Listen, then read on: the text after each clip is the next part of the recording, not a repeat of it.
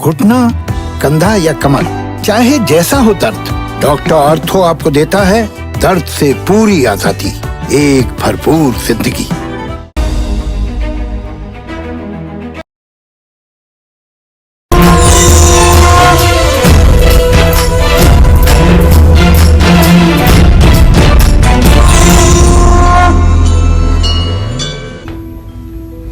नमस्कार, आप देख रहे हैं कालचक्र। आपके साथ मैं हूं अभिलाषा पाठक और मेरे साथ हैं प्रश्न कुंडली विशेषज्ञ पंडित सुरेश पांडे जी। पंडित जी, बहुत बहुत स्वागत है आपका। धन्यवाद।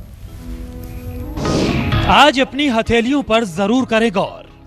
आपकी हथेलियों पर बना आधा चांद कैसे संवारेगा आपकी पूरी किस्मत।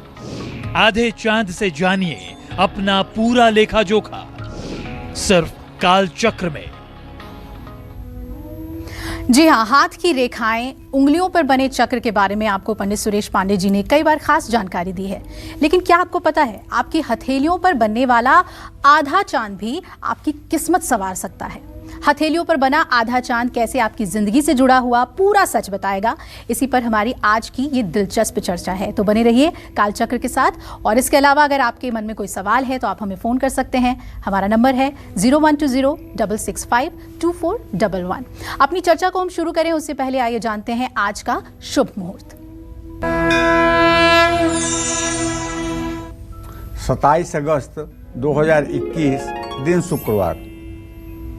आज भाद्रपद कृष्ण पक्ष की पंचमी तिथि है, शाम 6:48 तक। इसके बाद षष्ठी तिथि शुरू हो जाएगी। अश्विनी नक्षत्र रात 12:48 तक रहेगा। इसके बाद भरणी नक्षत्र शुरू होगा। वृद्धि योग कल सुबह 5:55 तक है। इसके बाद ध्रुव योग शुरू होगा।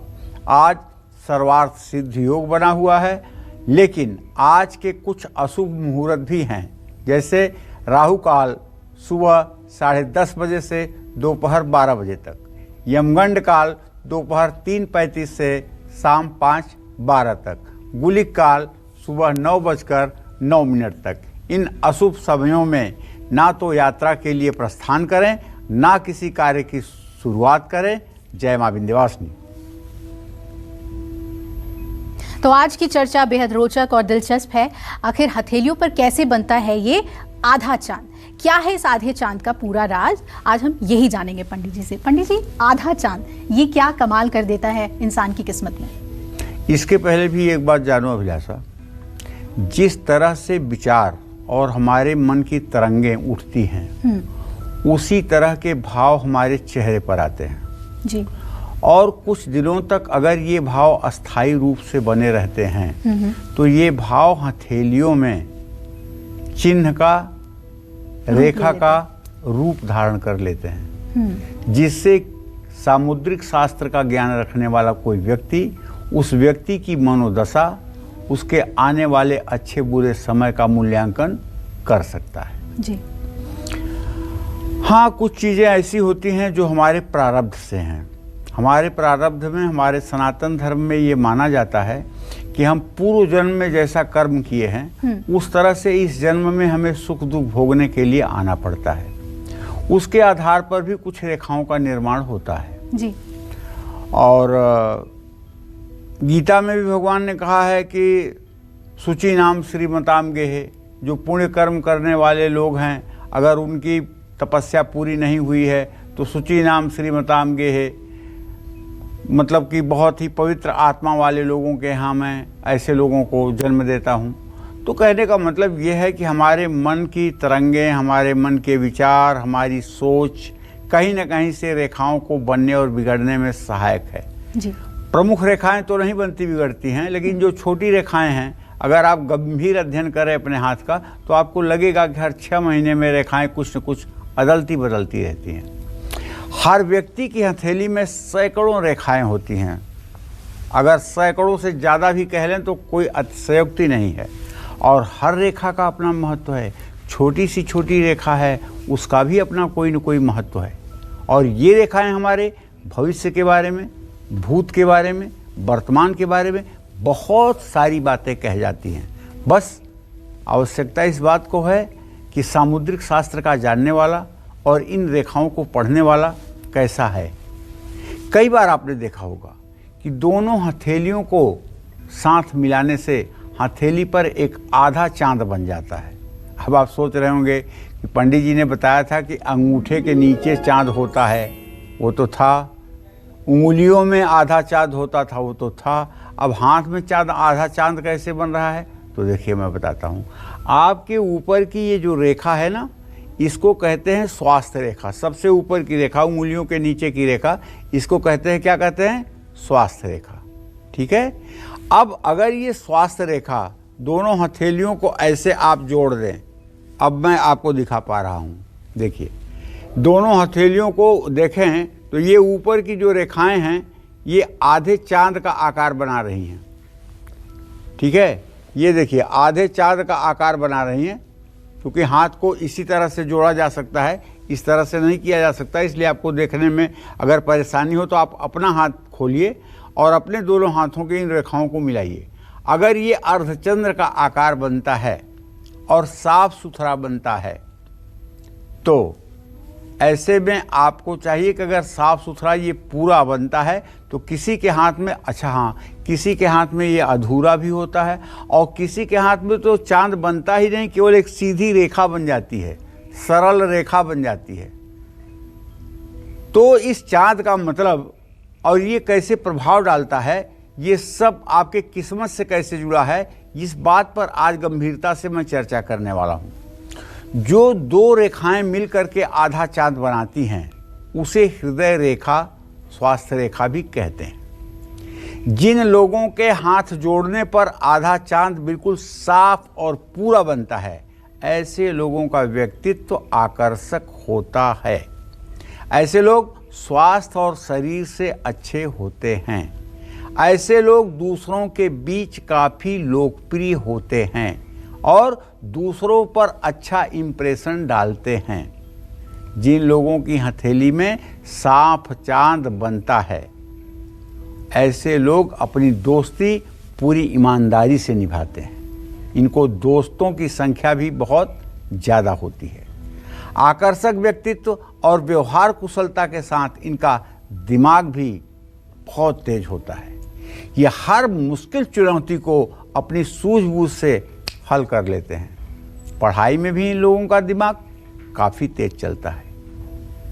ऐसे लोग अपने नाम का झंडा हर तरफ गाड़ते हैं और ऐसे लोगों को मरने के बाद भी याद किया जाता है। निस्संदेह यह एक बहुत अच्छा संयोग है कि अगर दोनों हाथ की हथेलियों को मिलाने पर और दोनों हृदय रेखा को सटाने पर अगर आधे चंद्रमा का आकार बन जाए, तो आप ये मान के चलिए यह एक प्रकार का मनुष्य के लिए बहुत ही शुभ संयोग है। इसमें कोई संशय नहीं है। जय मां विंध्यवासिनी।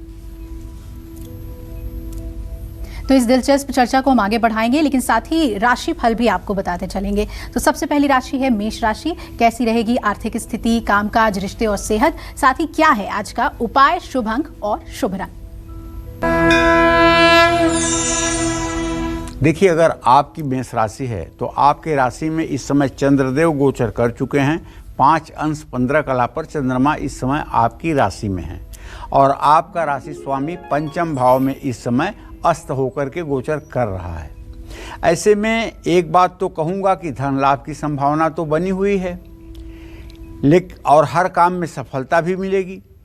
अगर आप महिला हैं तो मायके से शुभ समाचार भी मिलेगा, स्वास्थ्य का साथ मिलेगा और मायके से शुभ समाचार के साथ साथ स्वास्थ्य का भी साथ मिलेगा। आज निवेश करने से नुकसान होगा। घर में अगर तुलसी का पौधा अभी तक नहीं है तो आपको घर में तुलसी का पौधा ईशान कोण में, नॉर्थ ईस्ट में जरूर लगाना चाहिए। शुभ अंक आपके लिए 6 है, शुभ रंग आपके लिए पीला है। जय मां विंध्यवासिनी। और अब वृषभ राशि का राशिफल जानते हैं। उनकी आर्थिक स्थिति, कामकाज, रिश्ते और सेहत कैसे रहने वाले हैं और उन्हें क्या खास उपाय करने चाहिए? देखिए, अगर आप वृषभ राशि के जातक हैं तो राहु और चंद्रमा का गोचर ये संकेत कर रहा है कि आज आपका खर्च बढ़ने वाला है, जेब ढीली होने वाली है। काम काज की अगर बात करूं तो आज शुरू किए हुए काम अधूरे रह जाएंगे। परिवार और दोस्तों के साथ मतभेद बढ़ेगा और चिंता के कारण स्वास्थ्य भी बिगड़ सकता है। सोच समझ करके फैसला लें, वरना गलतफहमी बढ़ेगी। अब अगर हो सके तो भगवान श्री कृष्ण को एक बांसुरी अर्पित करें। शुभ अंक आपके लिए 5 है, शुभ रंग आपके लिए सफ़ेद है। जय मां विंध्यवासिनी।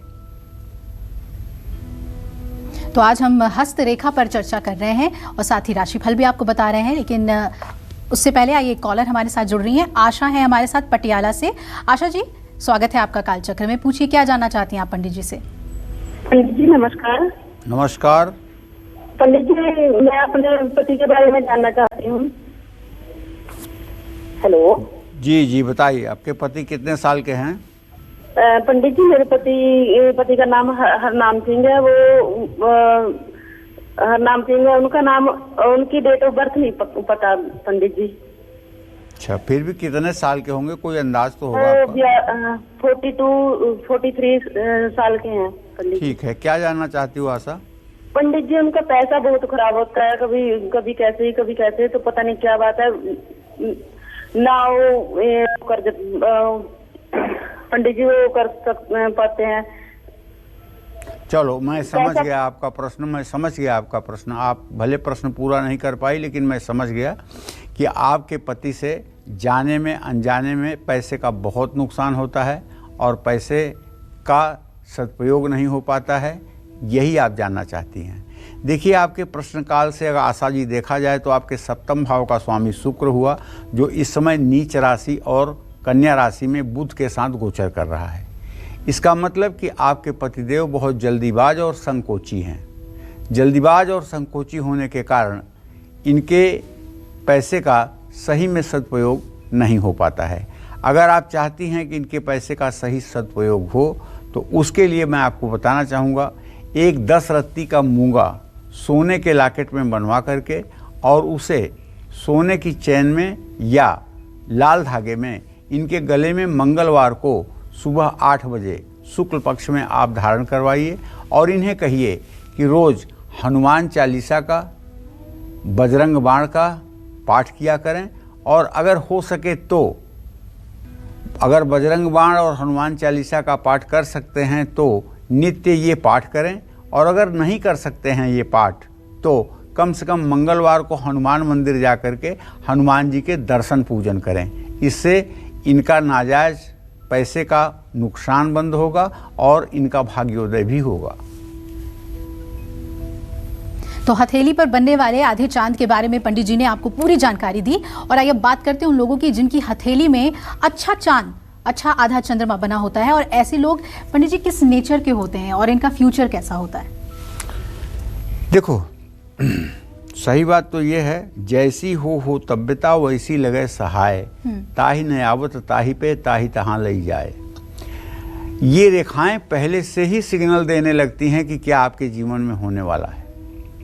जिनकी हथेली में सचमुच में अच्छा चंद्रमा बनता है, आधा चंद्रमा पूरा नहीं बन सकता ना, आधा चंद्रमा सचमुच में, जैसे आप ओम लिखते हैं तो चंद्राकार लगाते हैं, उसी तरह से जब कोई चांद जैसा आपके दोनों हाथ की हथेलियों को मिलाने पर बनता है तो ऐसे लोग अपने शारीरिक फिटनेस के बहुत प्रेमी होते हैं।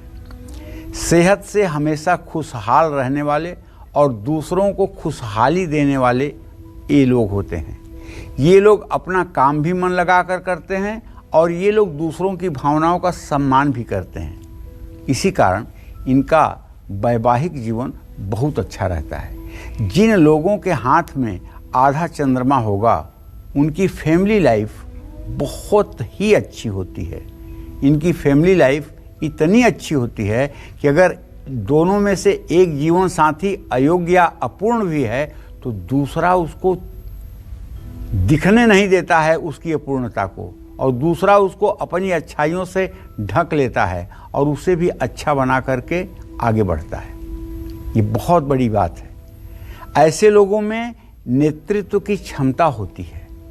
यही लोग समाज के अगुआ और समाज के नेता के रूप में उभर करके सामने आते हैं। ऐसे लोगों के जीवन में विदेश जाने का भी योग बनता है। विदेश जाकर ये अपने और अपने परिवार का और अपने देश का नाम रोशन करते हैं। तो कहने का मतलब ये है, देखो हृदय रेखा अगर जाकर के शनि और बृहस्पति पर्वत के बीच में पहुंची हुई है, बुध पर्वत से उठ करके, तभी तो अर्धचंद्र बनेगा। और जब अर्धचंद्र बनेगा तो ऐसा आदमी चिरायु अर्थात दीर्घायु होगा। दीर्घायु का मतलब कि 84 साल से ऊपर की आयु उसकी जरूर होगी। बीच में स्वास्थ्य खराब हो जाए, हल्की फुल्की बीमारी हो जाए, ये एक अलग बात है, लेकिन अकाल मृत्यु हो जाए या कम उम्र हो जाए, ऐसा नहीं हो सकता है। तो ये अर्धचंद्र अपने आप में बहुत महत्व रखता है। और ध्यान रखिएगा कि दोनों हाथों को सटाने के बाद दोनों हृदय रेखा को ठीक से सटा करके और हथेलियों को देखें। अगर अर्धचंद्र बनता है तो निसंदेह आप मान के चलिए कि आप विशिष्ट व्यक्ति हैं, और आपके जीवन में अगर आज परेशानी है तो कल आपकी परेशानी खत्म होने वाली है, इसमें कोई संशय नहीं है। जय मां विंध्यवासिनी। और आइए अब राशिफल की बात करें। मिथुन राशि वाले लोग इंतजार कर रहे हैं, उनका आज का दिन कैसा रहेगा, उन्हें कौन से खास उपाय आज करने चाहिए, जानते हैं। देखिए, मिथुन राशि का गोचर ये है कि आपके व्यय भाव का राहु अकेले ये सिग्नल दे रहा है कि आज आमदनी से ज़्यादा खर्चा होगा, क्योंकि चंद्रमा उसके पीछे आ गया। नौकरी पेशा लोगों के प्रतिष्ठा में वृद्धि होगी, आपका प्रमोशन हो सकता है, आपका अप्रेजल पॉजिटिव हो सकता है, पत्नी और बच्चों से आपको अच्छे समाचार मिल सकते हैं। और आज आपको अगर पहले से ब्लड प्रेशर की शिकायत है तो ब्लड प्रेशर भी आपको परेशान कर सकता है। अगर आज शादी का कोई प्रस्ताव आ रहा है तो सोच विचार करके फैसला लें। दुर्गा जी के मंदिर में लाल फूलों की माला अर्पित करें। शुभ अंक आपके लिए 3 होगा, शुभ रंग आपके लिए जामुनी होगा। जय मां विंध्यवासिनी। कर्क राशि वालों का राशिफल जानेंगे, लेकिन उससे पहले कॉलर हमारे साथ जोड़ लेते हैं। सुप्रभात है हमारे साथ ओडिशा से, स्वागत है आपका। पूछिए क्या जानना चाहते हैं। प्रणाम पंडित जी। हाँ, सदा सुखी रहिए। पंडित जी, मेरा जन्म है 1985, आश्विन माह की अष्टमी पूजा की तिथि सुबह। मेरे को टाइम में मेरे को मालूम नहीं है, तारीख मालूम नहीं है पंडित जी। मेरे को 2 सवाल है पंडित जी। क्या जानना चाहते हो? एक है हमारा जो प्रॉपर्टी है मेरे नाम से मेरे दादी माँ की है, तो उन लोग बाप दादा जो है उन लोग नहीं दे रहा है, परेशान कर रहा है। और एक मेरा अभी तक शादी नहीं हुआ है। चलिए, मैं आपको सुप्रभात जी बता दूं कि आपने प्रश्न किया है अपने प्रॉपर्टी के लिए और अपने विवाह के लिए। तो भाई देखिए सुप्रभात जी, आपके चतुर्थ भाव का स्वामी सूर्य शुक्र है, जो नीच राशि में इस समय कन्या राशि में गोचर कर रहा है। शनि से पंचम नवम है। प्रॉपर्टी तो आपको मिल के रहेगी, कोई प्रॉपर्टी आपकी हड़प पाएगा नहीं, लेकिन समय इसमें लगेगा। और ये समय जहाँ तक मेरा अनुमान है 17 जनवरी 2023 के बाद ही आपकी प्रॉपर्टी, आपका हक आपको मिलेगा। विवाह का जहाँ तक प्रश्न है तो चंद्रमा से सप्तम भाव का स्वामी शुक्र है। शुक्र मंगल की स्थिति इस समय प्रश्नकाल में द्वितीय द्वादश है। आप 36 साल के हो गए हैं, लेकिन रोजगार परक ठीक से न होने के कारण, करियर अच्छा न होने के कारण आपका विवाह नहीं हो पा रहा है। आपका विवाह जल्दी हो जाए, इसके लिए आपको 7 मंगलवार 5 किलो गेहूं का आटा, 1 किलो गुड़, 1 किलो लाल मसूर, 3 मीटर लाल कपड़ा और 1 तांबे का लोटा 7 मंगलवार किसी मंदिर में दान करना चाहिए। इससे आपके विवाह के योग बनने शुरू हो जाएंगे। और आइए अब जानते हैं कर्क राशि वालों का राशिफल, उनका आज का दिन कैसा रहने वाला है और कौन से खास उपाय उन्हें आज के दिन जरूर करने चाहिए। अगर आपकी कर्क राशि है तो आपका गोचर तो अच्छा है, इसलिए कि अब मेष राशि में चंद्रमा आ गया है आपके 10वें भाव में। अब उसकी आगे उच्च राशि है, इसका मतलब कि आपका राशि स्वामी अब बलवान हो गया है, तो धन संपत्ति का सुख आपको मिलने वाला है। आज आप अपने बॉस की कृपा दृष्टि में रहेंगे, आपको यश भी मिलेगा और परिवार में कोई आवश्यक चर्चा होगी। माँ की सेहत अच्छी रहेगी। आज काम का बोझ बढ़ने से थोड़ा थकान महसूस कर सकते हैं, इसलिए सोच समझ करके ही नौकरी में परिवर्तन करें। चावल की खीर खुद भी खाएं और लोगों को भी बांटें। शुभ अंक आपके लिए 1 है और शुभ रंग आपके लिए भूरा है। जय मां विंध्यवासिनी। एक और कालचक्र दर्शक हमारे साथ जुड़ रहे हैं। ओम प्रकाश जी शिमला से जुड़ रहे हैं। स्वागत है ओम प्रकाश जी, पूछिए क्या जानना चाहते हैं आप पंडित जी से।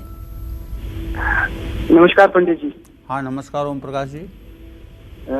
पंडित जी मेरा नाम ओम प्रकाश है। मेरी जन्म तिथि है 28 मार्च 1996 जी। और जन्म समय मानक है 6:45 सुबह की। जी पंडित जी मैं जानना चाहता हूँ, मेरी सरकारी नौकरी के लिए मैं इस बार ट्राई कर रहा हूँ, तो कुछ हो पाएगा? अब देखो ओम प्रकाश, ऐसा है कि प्रश्न लग्न का स्वामी शुक्र नीच राशि में इस समय गोचर कर रहा है 18 अंश 43 कला पर, और तुम्हारा जो आजीविका भाव का स्वामी है शनि, वो इस समय मकर राशि में 14 अंश 56 कला पर गोचर कर रहा है। इत्तेसाल दोनों का हो रहा है, इसमें कोई दो राय नहीं है। सरकारी नौकरी मिलने की पूरी संभावना बनी हुई है। अगर आप पूरे मनोयोग के साथ सरकारी नौकरी के लिए लगे रहेंगे तो 2022 की शुरुआत तक आपको सरकारी नौकरी मिल जाएगी। आपको सरकारी नौकरी मिल ही जाए, इसके लिए आपको एक बड़ा सटीक उपाय बताता हूँ। दुर्गा सप्तशती नाम की एक पुस्तक है, उस पुस्तक को आप लीजिए। उसमें दुर्गा जी के 108 नाम लिखे हुए हैं। उन 108 नामों का सुबह शाम आप पाठ करना शुरू कर दीजिए। 1 हफ्ते के अंदर वो पूरे नाम आपको याद हो जाएंगे और ये पाठ आप निरंतर करते रहिए। नौकरी मिल जाएगी, तब भी पाठ करते रहिए। नौकरी अच्छी चलेगी और सरकारी नौकरी मिलेगी। जय मां विंध्यवासिनी। क्या आपकी हथेलियों पर भी बनता है आधा चांद?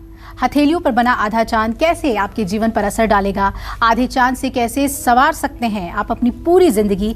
आज यही हम पंडित जी से जान रहे हैं और अपनी इसी चर्चा को आइए आगे बढ़ाते हैं और बात करते हैं उन लोगों के जिनके हाथ में आधा चांद बनता तो है, लेकिन दोनों हृदय रेखाएं कटी या टूटी हुई होती हैं। ऐसे लोग किस नेचर के होते हैं पंडित जी? के चांद तो बन रहा है लेकिन ब्रोकन लाइंस हैं।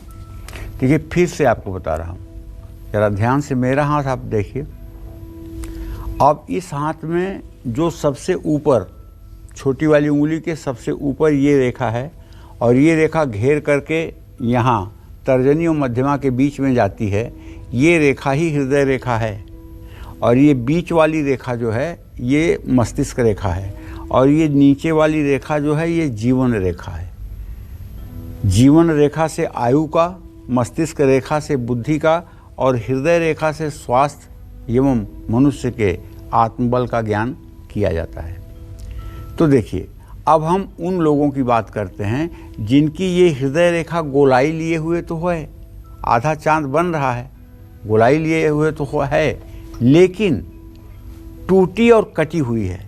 कहीं यहाँ टूटी है, कहीं यहाँ टूटी है। ठीक है, तो जिन लोगों के हाथ में अर्धचंद्र तो बनता है लेकिन दोनों हृदय रेखाएं कटी हुई हैं, टूटी हुई हैं, तो ऐसे लोगों को बड़े और अनुभवी लोगों की संगत में रहना अच्छा लगता है। ऐसे लोग बहुत हौसले वाले होते हैं। लोग इनके बारे में क्या सोचते हैं इससे इनको कोई फर्क नहीं पड़ता है। अपने फैसलों के कारण कई बार ये लोग दूसरों के लिए मुसीबत खड़ी कर देते हैं। ऐसे लोग प्यार की सभी हदें पार कर जाते हैं। इनके जितने दोस्त होते हैं उससे कहीं ज़्यादा इनके दुश्मन होते हैं। कुछ लोग इन्हें घमंडी, कुछ लोग इन्हें अहंकारी, कुछ लोग इन्हें स्वार्थी कहते हैं और कुछ लोग इन्हें कड़वा बोलने वाला समझते हैं। लेकिन कुल मिलाकर के अच्छे लोग, ऐसे लोग अच्छे इंसान होते हैं, ये मान्यता है हमारी। लेकिन अगर हृदय रेखा भी कटी हो और उसी के नीचे जीवन रेखा भी कटी हो तो उस उम्र में व्यक्ति के जीवन पर भी संकट आता है। इस बात का भी ध्यान रखना चाहिए। लेकिन अगर केवल जीवन रेखा कटी हो और हृदय रेखा ना कटी हो और हृदय रेखा कटी हो, जीवन रेखा ना कटी हो, तो स्वास्थ्य संबंधी कुछ समस्याएं जरूर आती हैं लेकिन जीवन को नुकसान नहीं होता है। ये बात भी ध्यान रखने योग्य है। जय मां विंध्यवासिनी। और अब चलिए राशि श्रृंखला की 5वीं राशि सिंह राशि, कैसा रहेगा उनका आज का दिन, कौन से खास उपाय उनको करने चाहिए और किन बातों से आज बचना चाहिए, जानते हैं। सिंह राशि में सूर्य और मंगल की स्थिति बनी हुई है। सूर्य जहां 9 अंश 55 कला पर गोचर कर रहा है, वहीं मंगल 23 अंश 43 कला पर अस्त होकर के सूर्य के साथ है। और व्यय भाव का स्वामी चंद्रमा इस समय भाग्य स्थान में होने के नाते इस बात का संकेत कर रहा है कि आमदनी से ज़्यादा खर्च होगा। आपके कामकाज की अगर बात करूं तो कार्य क्षेत्र में समय पर आप अपने काम को पूरा कर पाएंगे, वरना आपकी प्रतिष्ठा पर इसकी आंच आएगी। माता पिता का आशीर्वाद लेकर कोई नया काम शुरू करें, उसमें आपको सफलता मिलेगी।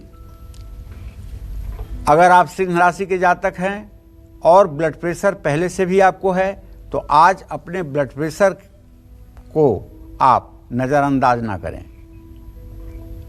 सोच समझकर फैसला लें। गुस्से पर नियंत्रण रखना आपके लिए बहुत ही फायदेमंद होगा। गाय को गुड़ और रोटी खिलाएं। शुभ अंक आपके लिए 3 है। शुभ रंग आपके लिए जामुनी है। जय मां विंध्यवासिनी। और जिन लोगों के हाथ में आधा चंद्रमा न बनकर दोनों ही रेखाएं सीधी होते हैं, ऐसे लोग किस नेचर के होते हैं पंडित जी? रेखा उनकी चंद्रमा तो नहीं बन रही बल्कि सीधी रेखा है। हाँ, मैंने पहले भी बताया ना कि कुछ लोगों के हाथ में जब दोनों हथेलियों को मिलाया जाता है तो अर्धचंद्र न बन करके सरल रेखा बन जाती है। ये जो रेखा मुड़ रही है शनि पर्वत के नीचे से बृहस्पति की तरफ, ये नहीं मुड़ती है, बल्कि ये रेखा जो यहाँ से चल रही है ये सीधे बृहस्पति पर्वत की ओर बढ़ती है। मतलब ये लाइन एकदम सीधी सपाट होती है और दोनों हाथों को मिला लेने के बाद एक सीधी रेखा दिखाई देती है, जैसे एक सीधी लाइन किसी ने खींच दिया है। माने अर्धचंद्र नहीं बनता है। तो हर किसी के हाथ में आधा चंद्रमा नहीं बनता है, ये तो सच है। लेकिन कुछ लोगों के दोनों हाथ की हृदय रेखा बिल्कुल सीधी होती है।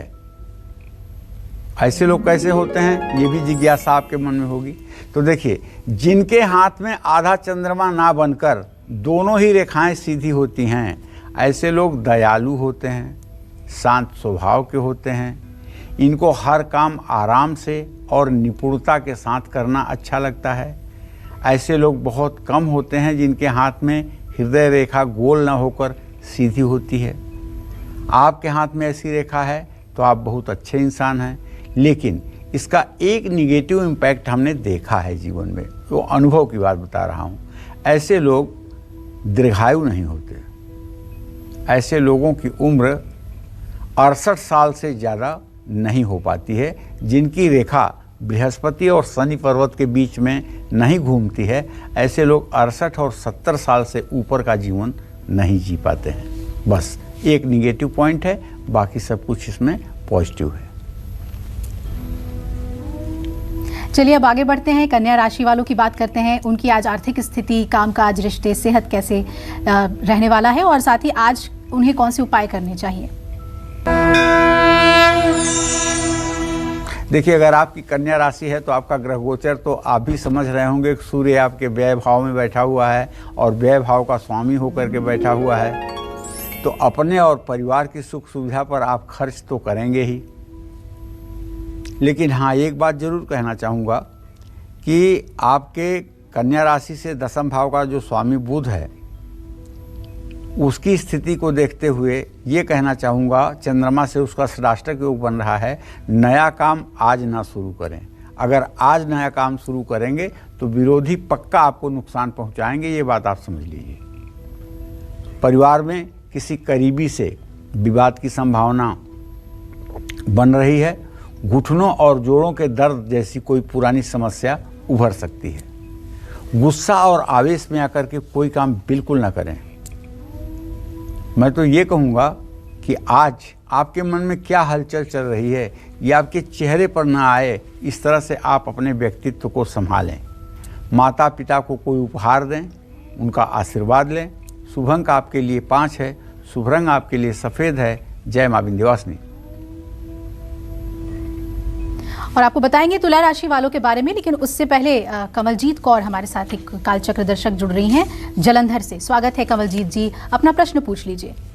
हाँ जी, प्रणाम पंडित जी। हाँ, सदा सुखी रहिए। पंडित जी, मेरी पहले 1.5 साल पहले आपसे बात हुई थी, तो आपके कहने पे मैं बृहस्पतिवार को केले के वृक्ष की पूजा करती हूँ, दीपक जलाती हूँ, लेकिन ऐसा लगता है कि पति के मतलब हृदय का कोई परिवर्तन नहीं हुआ है। मेरे को आंखों में कम से कम 9-10 साल से परेशानी है, तो वो ऑपरेशन भी नहीं अभी करवा रहे। मेरे पापा ने पहले पैसे दिए थे, लेकिन वो सफल नहीं हुआ दोनों आंखों में। और मैं जानना चाहती हूँ, क्या बुढ़ापे में बच्चे मेरा सहारा बनेंगे? उनका विदेश का कुछ है सेटलमेंट वहाँ पे। एक मेरी विधवा ननद है और मेरा जेठ है, वो बहुत ज्यादा मेरे पति के कान भरते हैं। तो एक मेरी राशि बता दीजिए प्लीज, थोड़ा उपाय बता दीजिए कि मैं और क्या कर सकूं। मतलब देखो कमलजीत, ऐसा है, तुमने जो प्रश्न किया है उसके आधार पे तुम्हारे पति भाव का स्वामी बृहस्पति है जो भाग्य स्थान में बैठा हुआ है। शुक्र तुम्हारे प्रश्न के हिसाब से नीच राशि में है। शुक्रश्च तथा नेत्रम चंद्रमा मनसस्त था। ये आँख का रोग तुम्हारा जो है ये बहुत पुराना रोग हो चला है। इसके लिए बहुत अच्छे ट्रीटमेंट की ज़रूरत है, नहीं तो इसमें ज़्यादा समस्या पैदा होगी। और मैं तो कहूँगा कि जब तक इसका इलाज बहुत अच्छा नहीं मिल पाता है तब तक आप चाक्षुषी विद्या का रोज़ सुबह सूर्य को जल दे करके पाठ करते रहें, और पाठ करने के बाद पानी में गुलाब जल डाल करके उसी पानी से दोनों आँखों पर पानी के छींटे मारा करें। इससे आँख की बीमारी आपकी ठीक होगी। और जहाँ तक आपके बुढ़ापे का सवाल है, आपके बच्चों के आपको सुख देने का सवाल है, तो बहुत स्पष्ट सी बात है कमलजीत कि द्वितीय और सप्तम भाव के स्वामी चंद्रमा बृहस्पति तृतीय एकादश हैं। दुनिया में चाहे को जो कुछ भी हो जाए आपका बुढ़ापा सुखमय बीतेगा। नंद और जेठ क्या करते हैं उनकी तरफ से सोचना बंद कर दीजिए, धीरे धीरे सारी परिस्थितियां आपके बस में हो जाएंगी। जय मां विंध्यवासिनी। और अब बात कर लेते हैं तुला राशि वालों की। उनका राशिफल आज क्या कहता है, किन बातों का उनको आज खास ख्याल रखना है। चलिए, आपके व्यय भाव में जब बुध शुक्र विराजमान है तो खरीदारी कर लीजिए, खरीदारी पर खर्च कर लीजिए। अगर खरीदारी पर खर्च नहीं करेंगे तो इमोशन में आकर के किसी को कर्ज दे देंगे, वो कभी वापस नहीं होगा। कार्य क्षेत्र में आपका मान सम्मान बढ़ेगा, ये तो मुझे दिख रहा है। दोस्तों के साथ घूमने और मनोरंजन में दिन बिताने का भी अवसर है। स्वास्थ्य आपका सहायक रहेगा। परिवार को भी समय देने की कोशिश करिए। विधिवत राम दरबार की पूजा करिए। और शुभ अंक आपके लिए 6 है, शुभ रंग आपके लिए नीला है। जय मां विंध्यवासिनी। और आइए अब अपनी चर्चा को आगे बढ़ाते हैं। जिनकी हृदय रेखा सीधी होकर आधा चंद्रमा नहीं बनाती है, ऐसे लोग किस स्वभाव के होते हैं, साथ ही कैसी रहती है इनकी फाइनेंशियल कंडीशन, और जिनके ये आइए हम समझने की कोशिश करते हैं। पंडित जी, फाइनेंशियल कंडीशन कैसी रहती है ऐसे लोगों की? देखिए, अर्थव्यवस्था की बात आ गई ना जी। अगर रेखा दोनों हथेलियों को मिलाने के बाद एकदम सीधी और सपाट है तो ऐसे लोगों की जेब कैसी होती है? तो जिन लोगों की हृदय रेखा सीधी होकर के आधा चंद्रमा नहीं बनाती है, ऐसे लोग बहुत कम होते हैं। इसलिए मैं उनकी चर्चा भी ज़्यादा करूँगा। जिन ऐसे लोगों का दयालु स्वभाव कई बार उनके लिए परेशानी का कारण बन जाता है, क्योंकि मदद करने के चक्कर में ये ठगी के शिकार हो जाते हैं और आसानी से हो जाते हैं, लेकिन फिर भी ये दूसरों की मदद करना नहीं भूलते। ऐसे लोग बहुत मेहनती होते हैं, लेकिन इनके जीवन में आर्थिक संकट बना रहता है। अगर रेखा सीधी होगी और शनि बृहस्पति पर्वत पर जाकर ख़त्म हो जाएगी तो निश्चित रूप से ऐसे लोग बहुत एम्बिशियस, बहुत महत्वाकांक्षी नहीं होते हैं। ऐसे लोग संतोषी प्रवृत्ति के और कम पुरुषार्थ करके असफल होने के बाद चुप होकर के बैठने वाले होते हैं, लड़ते नहीं हैं परिस्थितियों से। और संतोष एक ऐसा स्वभाव है मनुष्य का कि जब भी मनुष्य के अंदर संतोष आ जाए तब समझ लेना चाहिए कि अब प्रगति यहीं पर रुकने वाली है। क्योंकि बिना महत्वाकांक्षा के कोई व्यक्ति जीवन में आगे नहीं बढ़ सकता है। और अगर अर्धचंद्र नहीं बनता है, सीधी रेखा सरल रेखा बनती है, शनि पर्वत पर जाकर समाप्त होती है, शनि पर्वत के नीचे जाकर समाप्त होती है, तो ऐसा आदमी शरीर को ऐसे बचाता है जैसे कि ये कभी बूढ़ा नहीं होगा शरीर, ये कभी बीमार नहीं होगा शरीर, ये शरीर कभी मरेगा नहीं। ऐसे लोग अपनी ताकत को, अपने कर्म को सब बचा करके रखना चाहते हैं। इसी कारण से इनका जो भौतिक जीवन होता है वो बहुत मजबूत नहीं हो पाता है। ऐसे लोग घर के अच्छे मुखिया नहीं बन पाते हैं, ऐसे लोग अपने बच्चों को बहुत अच्छी परवरिश नहीं दे पाते हैं, ऐसे लोग अपने माता पिता के अरमान को पूरा नहीं कर पाते हैं। तो ऐसे लोगों को चाहिए, जिनके हाथ की रेखाएं बिल्कुल सीधी हैं और आर्थिक स्थिति ठीक नहीं है, तो ऐसे लोग नित्य भगवान राम की पूजा उपासना करें, राम रक्षा स्तोत्र का पाठ करें और उसके साथ साथ श्री सूक्तम के भी पाठ करें, जिससे आर्थिक स्थिति में सुधार हो। जय मां विंध्यवासिनी। और एक कालचक्र दर्शक हमारे साथ जुड़ रही हैं, तनु हैं लखनऊ से। तनु जी, स्वागत है आपका, पूछिए क्या जानना चाहती हैं आप? जय मां विंध्यवासिनी पंडित जी।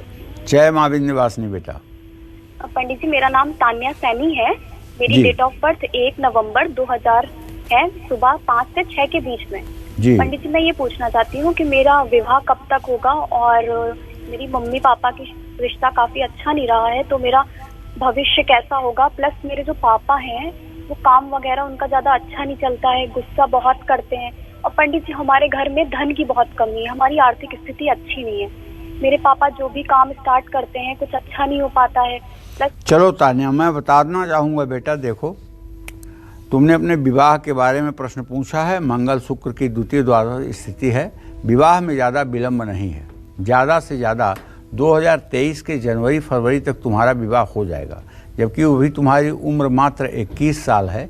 लेकिन विवाह तुम्हारा 22वें वर्ष के अंत या 23वें वर्ष के शुरुआत में हो ही जाएगा, एक बात। दूसरी बात, विवाह तो तुम्हारा सामान्य परिवार में होगा, लेकिन जिस लड़के के साथ तुम्हारा विवाह होगा वो लड़का बहुत ही होनहार और बहुत ही मेहनती और बहुत ही जिम्मेदार किस्म का व्यक्ति होगा। तुम्हारे घर में धनाभाव है, ये बात बहुत स्पष्ट रूप से देखी जा रही है, और ये आपके पिता और माता के बीच में ठीक संबंध न होने के कारण भी है। तो मैं बताना चाहूँगा, आप स्वयं या आप अपनी माता से कहिए कि घर में एक स्फटिक का श्रीयंत्र स्थापित करें। नवरात्र में 7 अक्टूबर से नवरात्र शुरू हो रहा है, दक्षिणावर्ती शंख रखें और उससे श्रीयंत्र की रोज पूजा करें। श्री सूक्तम के 16 मंत्रों को बोलते हुए जल, दूध, दही, घी, शहद, गन्ने के रस से उसका अभिषेक करें और कलावा, रोली, सिंदूर, धूप, दीप नैवेद्य से पूजा करें, श्री सूक्तम के पाठ करें। ये उपाय अगर लगातार शुरू हो जाएंगे तो 3 सालों के बाद आपके घर में कभी किसी चीज़ का अभाव नहीं होगा। इस बात को ध्यान में रखिएगा। जय मां विंध्यवासिनी। आगे बढ़ते हैं, बात करते हैं वृश्चिक राशि वालों की। कैसा रहेगा उनका आज का पूरा दिन और कौन से खास उपाय उनको करने चाहिए? चलिए भाई, अगर आपकी वृश्चिक राशि है तो आपके लिए एक शुभ संकेत ये है कि आपके धन भाव का स्वामी बृहस्पति इस समय आपके सुख भाव में अगर गोचर कर रहा है, तो यश केंद्रीय बृहस्पति धन लाभ होने की संभावना बनी हुई है। अधूरे काम भी आप आसानी से पूरे कर लेंगे, साथ काम करने वाले आपके लिए सहायक होंगे। दोस्तों से मेल मिलाप बढ़ेगा, बीमारी से राहत मिलेगी, स्फूर्ति और ऊर्जा से भरपूर रहेंगे। बस करना क्या है, चाहे छोटा हो या बड़ा, किसी का अनादर न करें, किसी का अपमान न करें। किसी जरूरतमंद व्यक्ति को चावल और दूध हो सके तो दान करें। शुभ अंक आपके लिए 4 है, शुभ रंग आपके लिए हरा है। जय मां विंध्यवासिनी। चलिए अब बात करते हैं धनु राशि वालों की। क्या कहता है धनु राशि का राशिफल?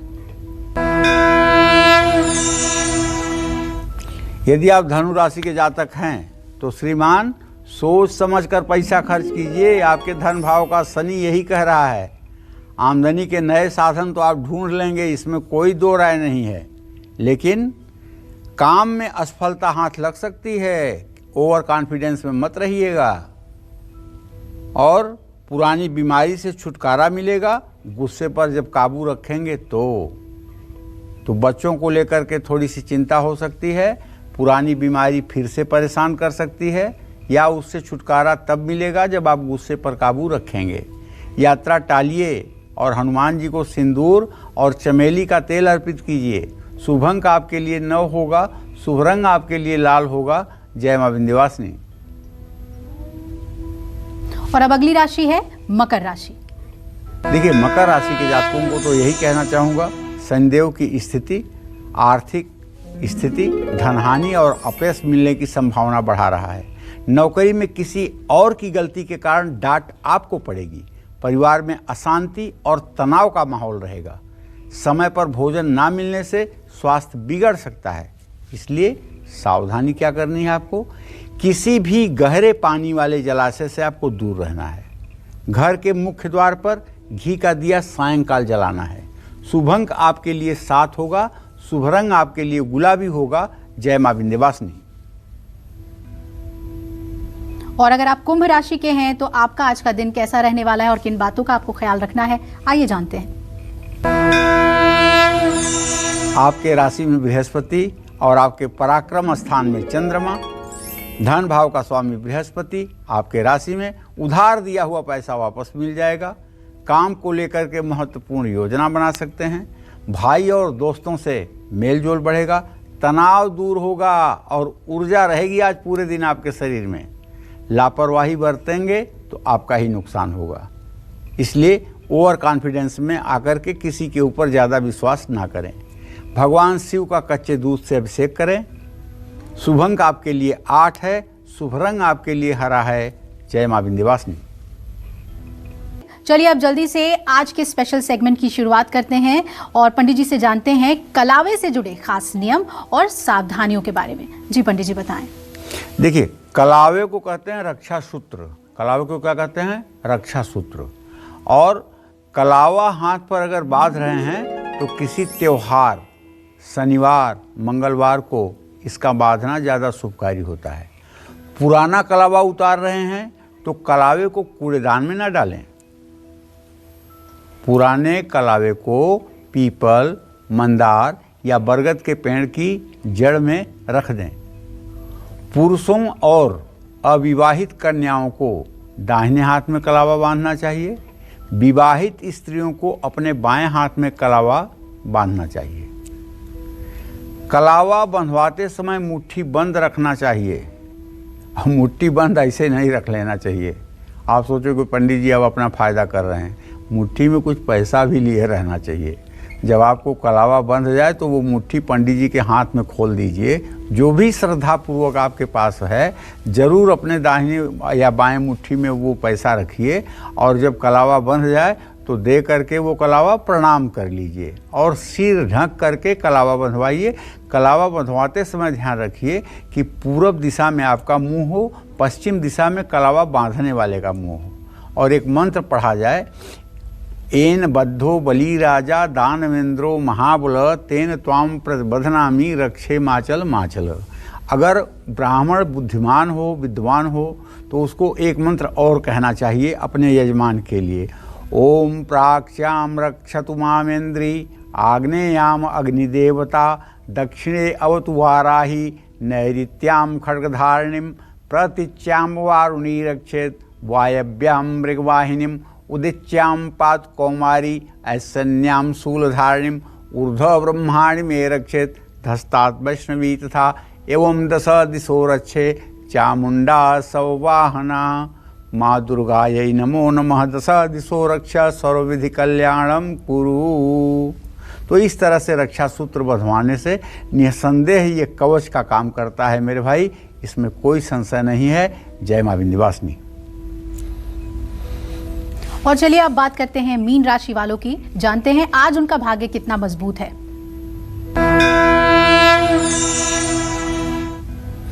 क्या कहूँ, आपका राशि स्वामी तो अभी भी व्यय भाव में कुंभ राशि में ही स्थिर है और अभी भी वो 2 डिग्री पर है। बकरी जरूर है, लेकिन एक बात आप जान लीजिए कि पैसे के लेन देन में सावधानी बरतें। ओवर कॉन्फिडेंस में आकर के किसी के ऊपर अति विश्वास करके पैसे का लेन देन अगर करेंगे तो नुकसान में रहेंगे। और हाँ, फिजूल खर्ची ना करें। कार्य क्षेत्र में मशीनरी से जुड़ी कुछ समस्याएं आ सकती हैं, क्योंकि शनिदेव की ये स्थिति आपके लोहे और लोहे से संबंधित कामों पर खर्च करवाने का योग बना रहा है। लेकिन आपके पति पत्नी के रिश्ते मजबूत होंगे, बड़ी खुशी की बात है, और आपके परिवार में सुख शांति रहेगी। एक बात इतना जरूर मैं देख पा रहा हूं कि आपके राशि का स्वामी बृहस्पति जब कुंभ राशि में है और वो भी बकरी होकर के, तो थोड़ा सा स्वास्थ्य में गिरावट तो देखी जाएगी। थोड़ी सी थकान, थोड़ी सी आलस महसूस होगा। बहुत ज़्यादा सफलता से इतरा करके वाणी पर संयम ना ख़त्म करें, वाणी पर संयम रखें। सामने वाले को आपके वाणी में अहंकार की गंध ना आए। तुलसी के पौधे में जल चढ़ाइए। शुभ अंक आपके लिए 3 है, शुभ रंग आपके लिए नारंगी है। जय मां विंध्यवासिनी।